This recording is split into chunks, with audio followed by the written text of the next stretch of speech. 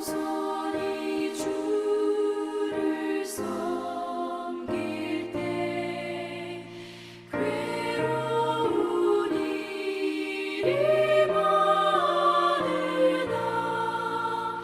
구주여 내게 힘주사 잘 감당하게 하소서.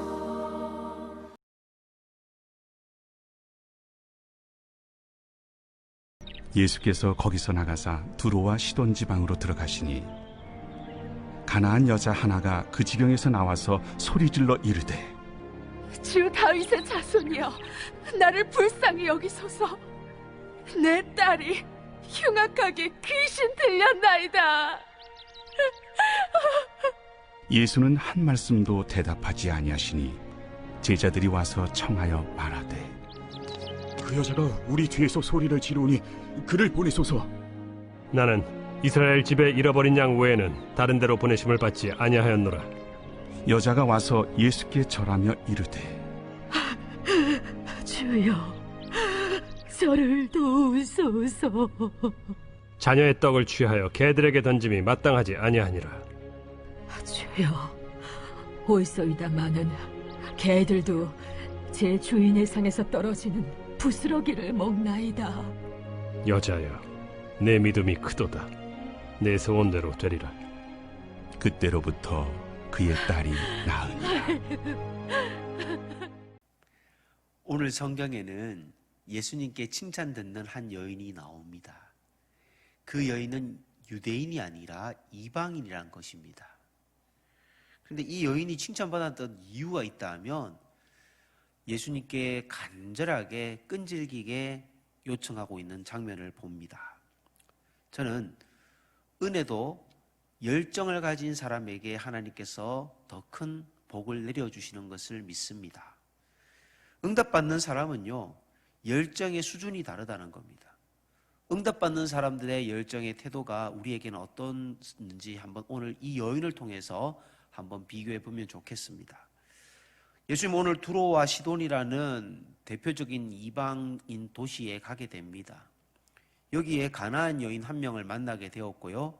이 여인은 귀신 들린 자신의 딸을 고쳐달라고 계속 소리치며 예수님을 따라왔습니다.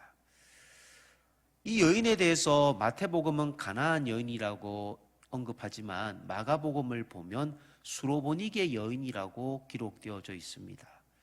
수로보니게라는 지역은 당시에 두로와 시돈 그리고 로마 이런 넓은 지역을 다 통칭하는 페니키아 지역을 말합니다. 그래서 마가복음에서 말하는 수로보니게라는 지역이나 가나안 지역이나 같은 의미입니다. 왜냐하면 가나안이라는 이 호칭은 페니키아에 복속되기 전에 불렀던 고대의 명칭입니다. 이미 구약에서는 이방인에게도 하나님께서 구원의 빛, 은혜의 빛을 비추어 주신다라고 말씀했습니다. 제가 지난 주일에 말라기 1장 11절에서도 하나님께서 은혜의 빛을 비추신다 그런 말씀을 했습니다. 그런데 오늘 예수님이 이 제자들에게 왜 바로 고쳐주지 아니하고 뜸을 들이면서 계속 여인에게 시간을 지체하고 있는지 예수님의 목적이 있지 않겠습니까? 예수님은 제자들이 이 가나안 여인과 같이 영적인 간절성을 가지길 원했습니다. 여자는 마치 미친 듯이 소리 지르며 예수님이 누구인지 분명히 정의를 하는데 다윗의 자손 예수여, 메시아라는 거죠. 나를 불쌍히 여겨주셔서. 근데 예수님이 이 부르짖음에 한마디도 대답하지 않았습니다. 또다시 여인은 끈질기게 주여, 선생님이잖아요, 저를 도와주소서. 예수님을 그렇게 애절하게 부르짖었습니다. 근데 그 여인은 예수님에게 마지막 무시까지 당하는 치욕스러운 말을 많은 사람들 앞에 들었을 때에도 그는 부스러기도 좋다라고 기도하는 것을 봅니다. 중요한 것은 오늘 우리가 읽은 28절 마지막 절에 보면 예수님이 이 여인의 믿음에 대해서 내 믿음이 크도다, 믿음을 칭찬했습니다. 여러분, 예수님의 제자들에게 어떤 믿음이 좋은 믿음인지, 칭찬받을 만한 믿음인지를 예수님은 가르쳐 주시고 계십니다. 우리 성도님들, 저와 여러분이 어떤 상황 가운데 있을 때 하나님 앞에 끈질기게 매어 달려 기도해 보신 적이 있습니까? 인생에 풀리지 않는 무거운 문제를 나 홀로 지지 마시고 간절히 지속적으로 환경에 흔들리지 않는 기도의 사람들이 되시기를 바랍니다. 예수님은 흉악한 귀신 들린 딸을 구원하기 위해 간절하게 요청하는 어머니의 기도를 처음에 얼음처럼 차갑게 대했지만은 마지막에는 칭찬하는 것을 보게 됩니다. 우리가 어떠한 상황 가운데서도 기도를 멈추지 마십시오.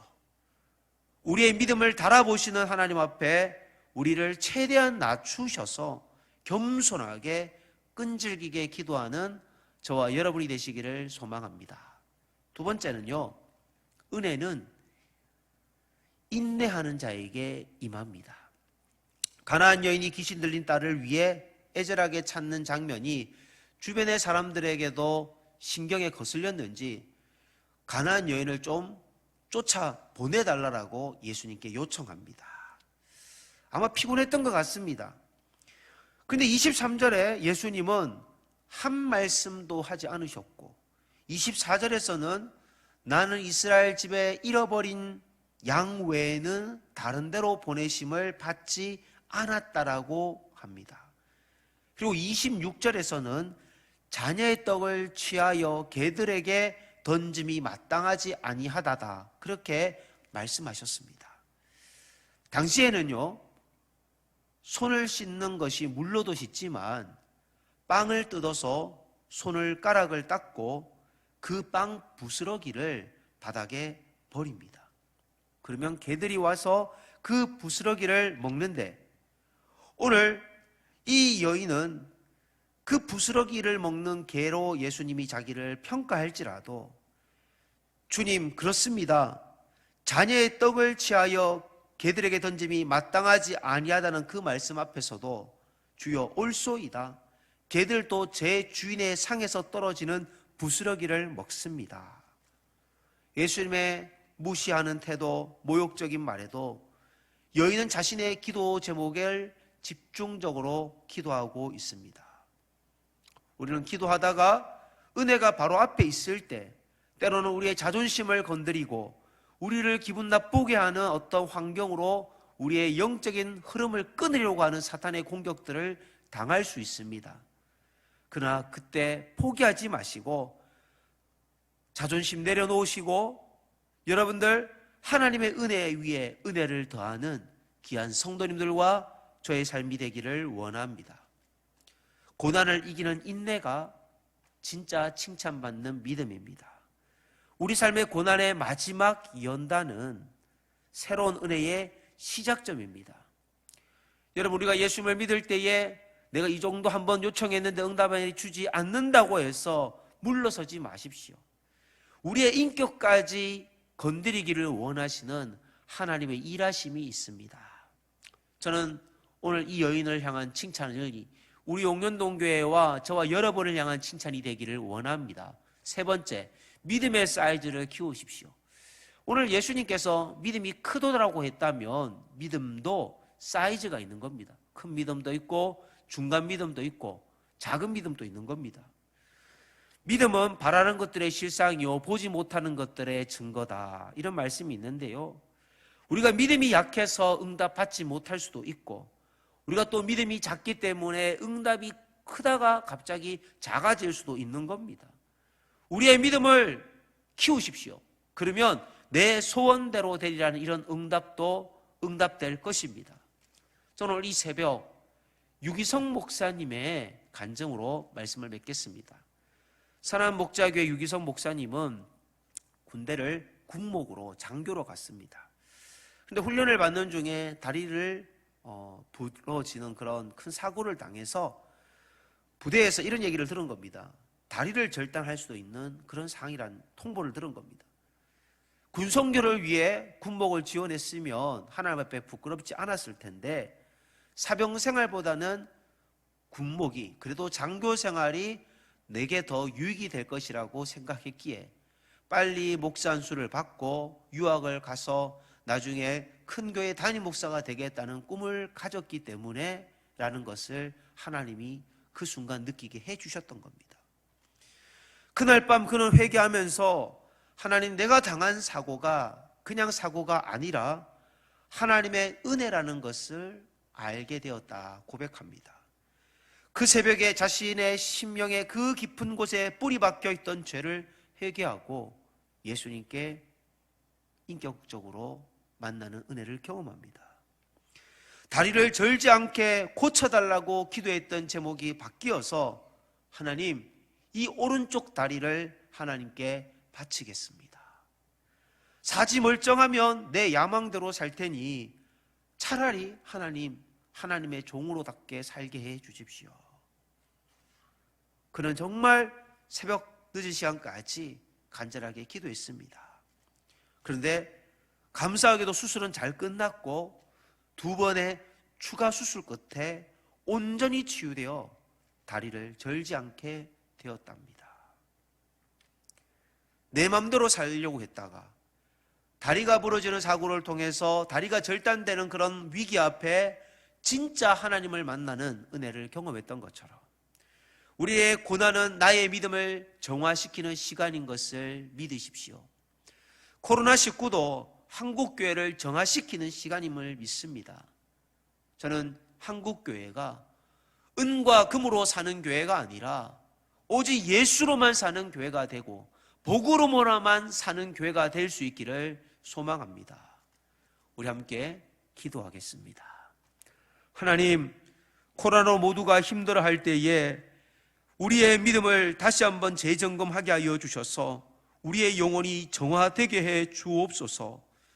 잃어버렸던 예수님에 대한 복음의 감격들을 다시 부릴 듯 회복하게 하셔서 인내하며 기도하게 하시고 더 낮아진 마음으로 겸손하게 기도하게 하여 주옵소서.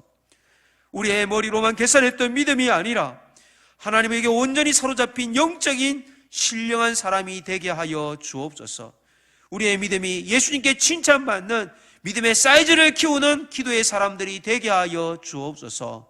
오늘 하루도 주님과 동행하기를 소망하오며 예수님의 이름으로 기도합니다. 아멘.